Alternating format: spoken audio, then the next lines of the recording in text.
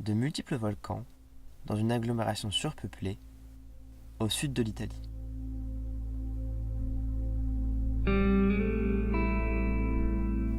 Dans le sud de l'Europe se trouve l'arc volcanique campanien.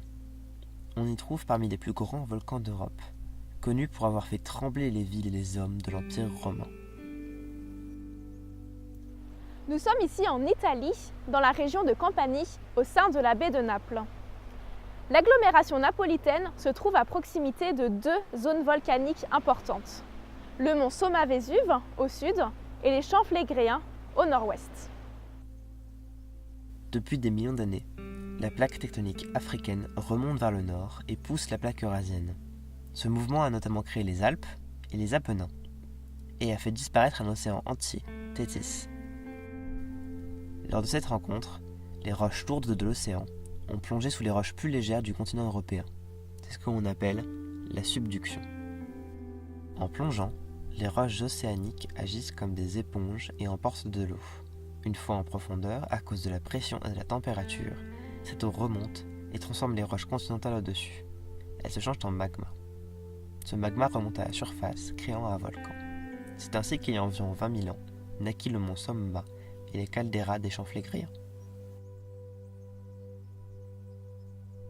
Une fois formé, le volcan comprend une chambre magmatique où s'accumule le magma.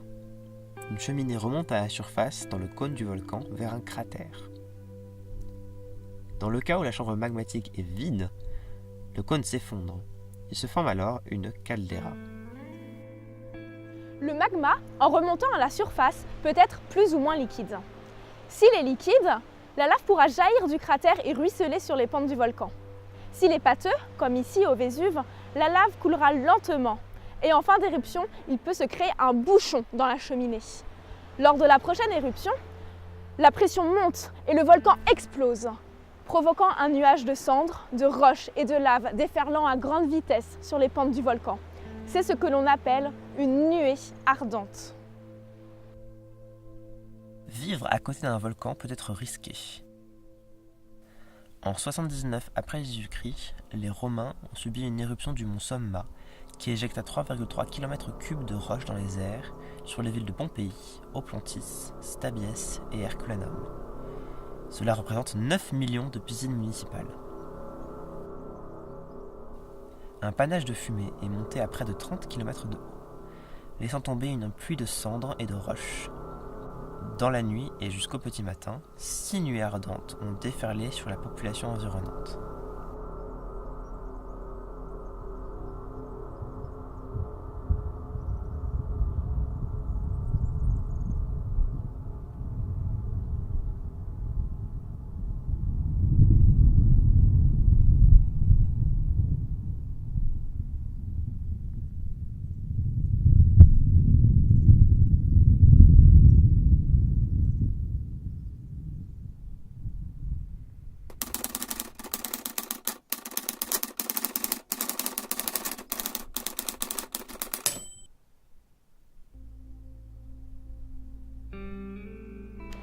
La dernière éruption du Vésuve date de 1944 et elle n'a pas été très forte. Depuis, le volcan est au repos.